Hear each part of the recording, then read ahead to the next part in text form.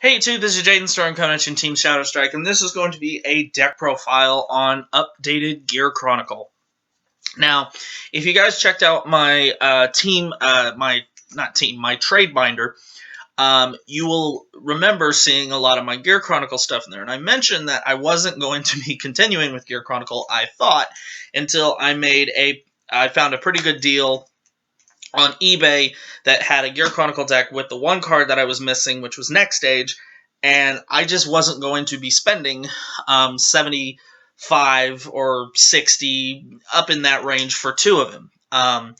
So I found a guy who sold me almost an entire Gear Chronicle deck for it was $110 with shipping. So I figured if I ended up not liking it, I can put the Next Stage and the Perfect Guards in my book, and I would be able to trade it off for things that I wanted. And it was, it worked. It was going to be a worthwhile purchase. But I got to admit, guys, I have put in some of the new time leap mechanic in this, and I actually really enjoyed playing this. I played it.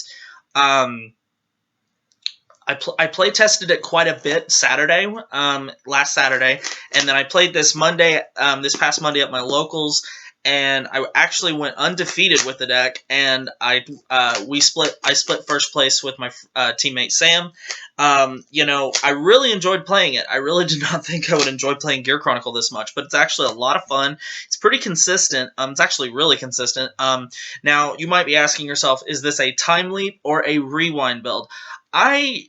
It's neither. I tried to incorporate both of them because, to be real honest, I didn't want to focus completely on Time Leap and I didn't want to focus completely on rewinding. So I decided to kind of combine them the best that I could. And I will warn you, my deck is maybe not is the standard that you see, but it works for me.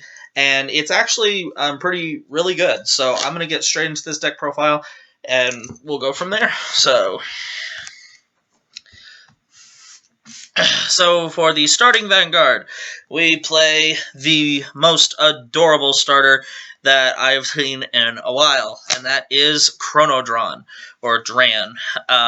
He is the new starter and one of the Depend cards in the anime, which I will be doing is I'll be collecting all the Depend cards when they show them in the show.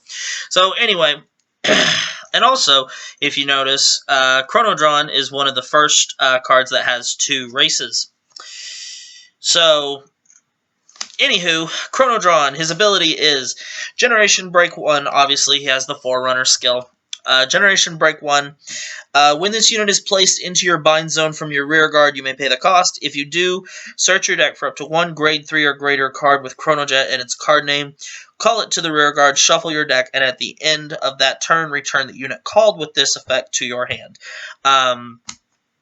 So basically, you're going to use him, you're going to time leap him, you're going to call out a grade 1, and then you can use his skill to put him in the soul and call out a Chronojet Dragon, and then put that Chronojet Dragon back into your hand in the end phase so you can use it for stride. So Chronodran is a really good starter because it's kind of like a better version of Gunner Gear that gets you another grade 3, but it lets you use it the turn that you get it so you can attack your opponent with it, so that's good. For triggers, we play 4 copies of Paradox Cannon Draco Kid. This card I just love. I saw it and I just immediately love the artwork. And then we also play 2 copies of Steam Fighter Lugal Bandit and 2 copies of Steam Skara Kamlamanana, I don't know. Now, I don't have Heart Thump Workers. When I decided to scrap my Gear Chronicle deck, I traded my playset. I'm going to get more. But as of right now, it's not really a priority because the deck works just fine without them. But these 4 will be taken out for Heart Thump Workers or the Chronojet trigger when I get them. So, for Lucky Pot Draco Kid, our draw trigger, our Margot clone. And then we play our 4 Steam Maiden Uluru. I like this heal better than the other one. So 8 crit, 4 draw, 4 heal.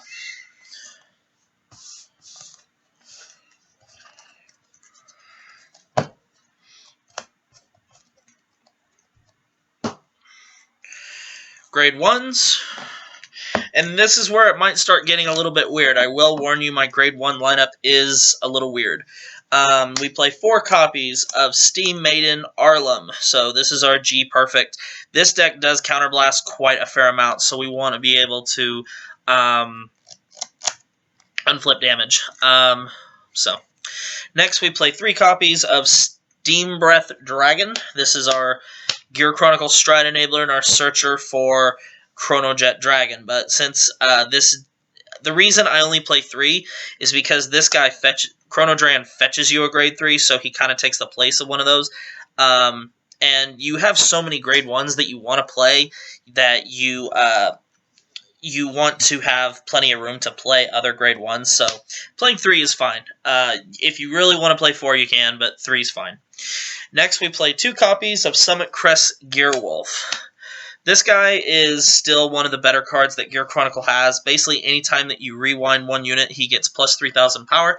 So, and that effect does stack. He's basically a Bruno for Gear Chronicle. So, it's good to stick behind your Chronojet Dragon. That's probably the best place to put him. Next, we play 2 copies of Time Break Dragon. This guy came out of the last trial deck, and his ability is Generation Break 1. When this unit is placed on rearguard from your hand, choose up to one of your other rearguards and Time Leap it. So, he's here just, it gives you more things to Time Leap. The reason this guy's good is because when you go into your first stride, which is going to generally be Phoenix, I'd rather use Phoenix to Time Leap something else besides Chronodran. So that's why this guy's good. You can call him and Time Leap your Chronodran with him.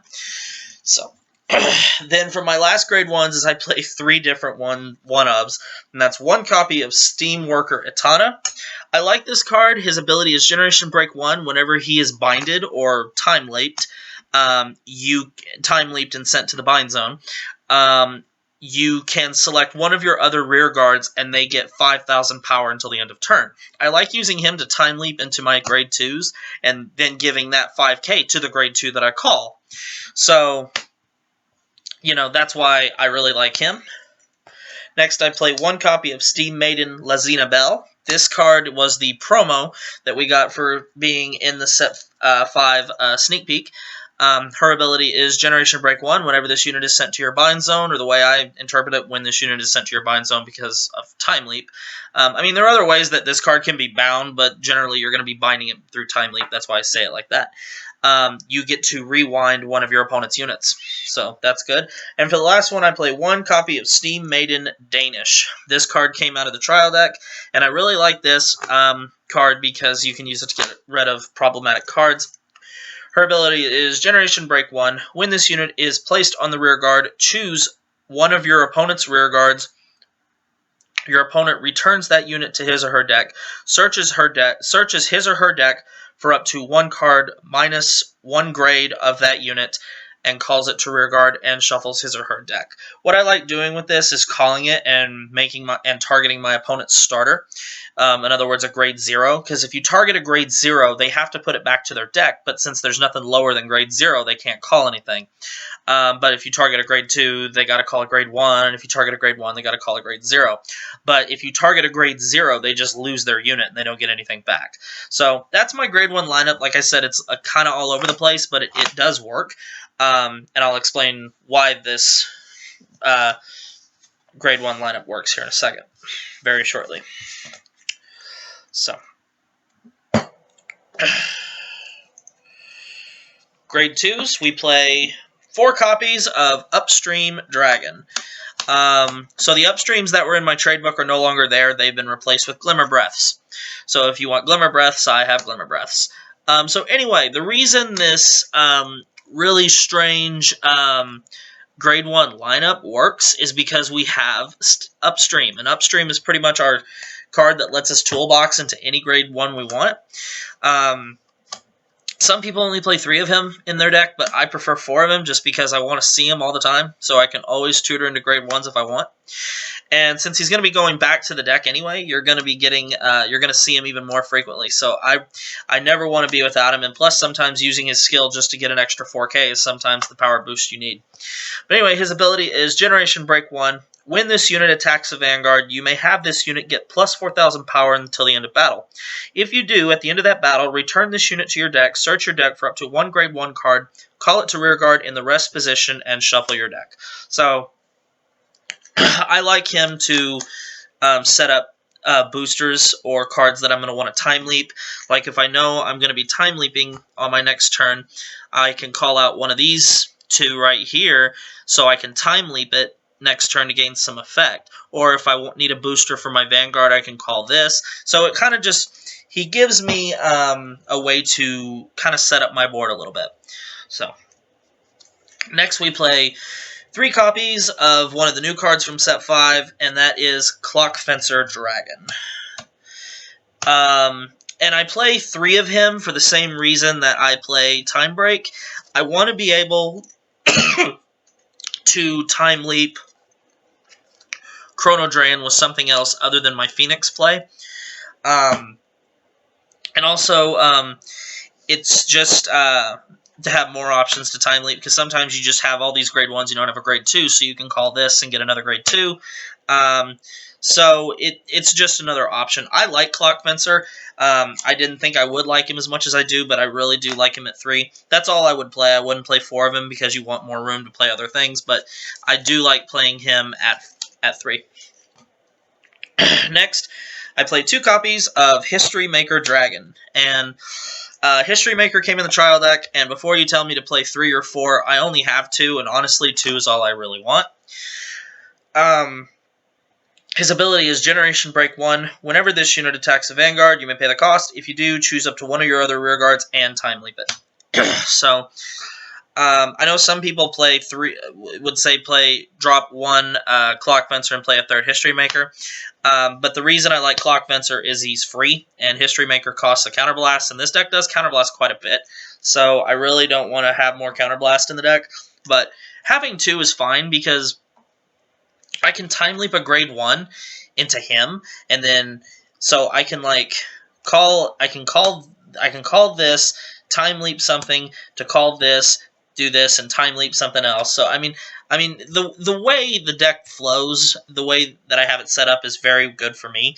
If you want to play more History Maker, I don't blame you, because he is an amazing card. And also what I really like about him is he doesn't have to be boosted. So, but 2 of them is all I want. And then for the last grade 2 is I played 2 copies of Steam Knight Lugal. This card is really, really good. His ability, he's honestly the grade 2 I time leap into quite a bit. His ability is when this unit is placed on the rear guard, you may counterblast 1, and if you do, this unit gets plus 2,000 power until the end of turn, and also the skill of whenever this unit attacks a Vanguard until the end of that turn, your opponent cannot call grade 0 cards from their hand to the Guardian Circle, so it is a Silent Tom. So, what I really like doing is getting this guy on the field, time leaping him into this, and counterblasting 1 and making him a 16k Silent Tom by himself. So that's what I really like to do. So anyway, that's my grade 2s. And I hope you guys like my new mat. They were selling this at my locals, and I saw the big dragon. I just had to have it.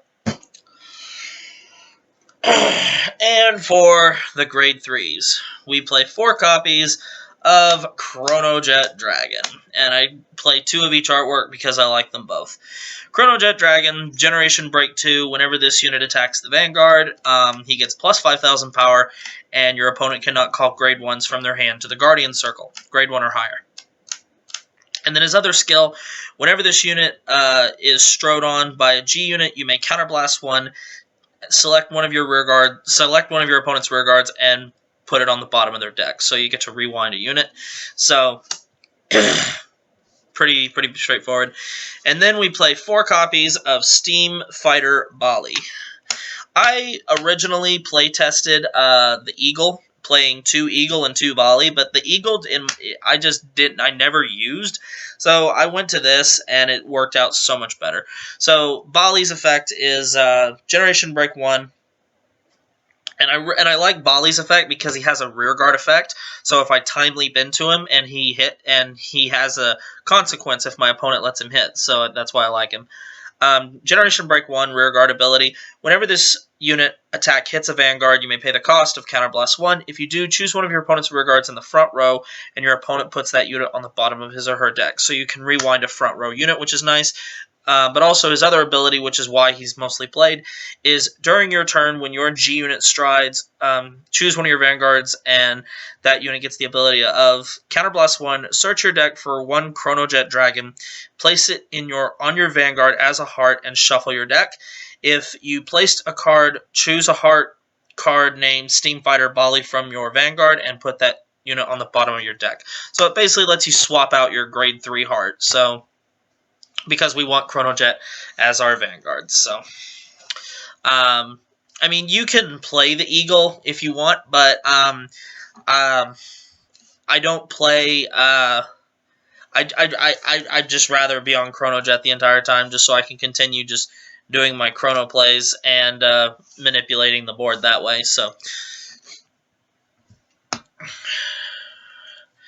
next for our G Zone, we play one copy of Interdimensional Beast Metallica Phoenix, which you probably already knew this since I've referenced him a couple times already. So Phoenix, keep in mind you have to have a Chronojet Vanguard, but if you ride this and then stride into him, if you activate Bali's effect, you can go into Chronojet, and you'll still get his effect because his effect activates on attack. So you can, even if you ride Bali, you can still get your Phoenix play off, which is really nice because Phoenix's effect activates when he attacks. So his ability is, when this unit attacks a Vanguard, if you have a heart card with Chronojet in its card name, you may pay the cost, if you do, which is flipping one card in your G zone face up. If you do, choose one of your rear guards and time leap it. So, really good. And the card that we're going to be flipping up all the time is one copy of Interdimensional Dragon Chronos Command Dragon, the generation rare from set 1. So Chronos Command's ability, when this unit attack hits a Vanguard, you may Counterblast 2, Soul Blast 1, and discard one card. If you do, your opponent puts all of his or her rear guards on the bottom of his or her deck, so it rewinds the board. But he's always going to be flipped up with Metallica Phoenix for the purpose, in case we want to go into this guy. And I play 2 copies of Interdimensional Dragon Chronos Command Revolution, which is a card that came out in the Winners Fighters collection. So, Chronos Command Revolution. His effect is, when this unit is placed on the Vanguard, you may pay the cost of Counterblast 1 and choose a face-down card called Chronos Command Revolution in your G zone and flip it face up. If you do, your opponent puts all of his or her rear guards on the bottom of his or her deck in any order. Then, if you have a face-up card called Interdimensional Dragon Chronos Command Dragon in your G zone, choose up to 2 of your rear guards and put all of your rear guards other than those units on the bottom of your deck in any order. And if you do not, put all of your rear guards on the bottom of your deck in any order. So, basically what that means is, if you stride into this, and you don't have a copy of Chronos Command face-up in your G zone, and you activate Revolution's effect, the entire board gets rewinded, both sides of the board. So both you and your opponent lose all your rear guards. But if you stride into him and you use his effect, and you have a face-up Chronos Command in your G zone, you get to save 2 of your rear guards, which is nice. Which also will lead you, if you're planning to do this to your opponent, you're going to probably intercept with your grade 2s, or you're going to just let him die. So, really, really good. And plus, he really works well if you have a Gearwolf on the board and you rewind your opponent's entire board, which is pretty evil. So, and then next we play 2 copies of Chrono Dragon Next Stage. So this is the card that almost made me quit playing Gear Chronicle because I wasn't going to spend what some people value him at. I'm pretty sure everybody knows what Next Stage's ability is, but I'll go ahead and read it. At the end of the battle that this unit attacked a Vanguard, you may Counterblast 1, G Persona Blast and discard 3 cards from your hand. If you pay the cost and you have a heart with Chronojet Dragon in its name, put this unit face up into your G zone, choose one of your Vanguards, and stand it. So basically what you're going to do is you're going to attack with Chrono Dragon with next stage. After that battle, whether the attack hits or doesn't hit, you're going to counterblast 1, G Persona Blast, discard 3, and then the next stage on your Vanguard circle goes back to your G zone, and then your Chronojet Dragon gets to stand back up, and obviously his Generation Break will be in effect, so when he attacks, your opponent can't guard with grade 1s. So you're going to find yourself where next stage is going to bait out perfects, and you never boost next stage with the booster behind him. You always save that, so your Chronojet attack is much bigger and harder to guard. So 2 next stage. There are some people that play 4 next stage. That is completely unnecessary, because next stage's effect to discard 3 is a pretty high cost, so I really don't see the point of playing 4. Next, we play 2 copies of Fiery March Colossus. Now, if you watched my box openings, I said this card right here, if you're playing Gear Chronicle on a budget and you can't afford next stage, this guy is your next best thing. This card is absolutely amazing. He is a rare from set 5, and his ability is when this unit attacks a Vanguard, you may counterblast 1, choose one of your rear guards, and put it on the bottom of your deck. If you do, choose up to one of your opponent's rear guards. Your opponent puts that unit on the bottom of his or her deck, and until the end of that battle, your opponent cannot call cards with the same grade as that card put on the bottom of his or her deck with this effect from hand to the Guardian Circle. So what this means is if you use his skill and you select one of your opponent's grade 1 units and they put that on the bottom of their deck, they can't use grade 1s to guard his attack, which means they can't perfect guard it. Or if you rewind to 0, they can't use grade 0s to guard his attack. So he is really, really good. You basically can guard restrict your opponent, and that is really good. And for a rare, that is absolutely amazing. This is probably the best rare stride in the game. So if you don't have the money, like if you were playing Gear Chronicle and you had these right here, because all these cards right here are reasonably priced. This guy came from a trial deck. This guy is like $7 to $10. These are $10 a piece. These guys are like $65 a piece, and this guy's less than $1. If you had to, just play 4 Colossus, and I mean that seriously. 4 Colossus is not necessarily a bad thing. Only play next stage if you have them or you can afford it. So, but there's nothing wrong with if you can't, guys. Please don't take that as a bad thing, because it's good. Next stage is a good card, but it is not. You don't need him to be successful with Gear Chronicle. Having 4 of this guy in your G zone would be just as hard to deal with. So, and I'm being dead serious. I'm not being coy. So, anyway, guys, that is my new and updated Gear Chronicle deck.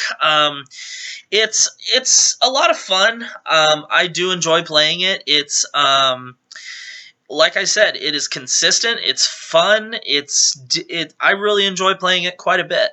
I hope you guys enjoyed the deck profile. So in the comment section below, give me your feedback. What are your thoughts? Do you have suggestions for me? I always like to hear your guys' suggestions. So if you do have them, I'll be more than happy to hear them. So anyway, guys, thank you very much for watching. Make sure you leave a like, comment, subscribe, thumbs up this video for me, and I will see you next time.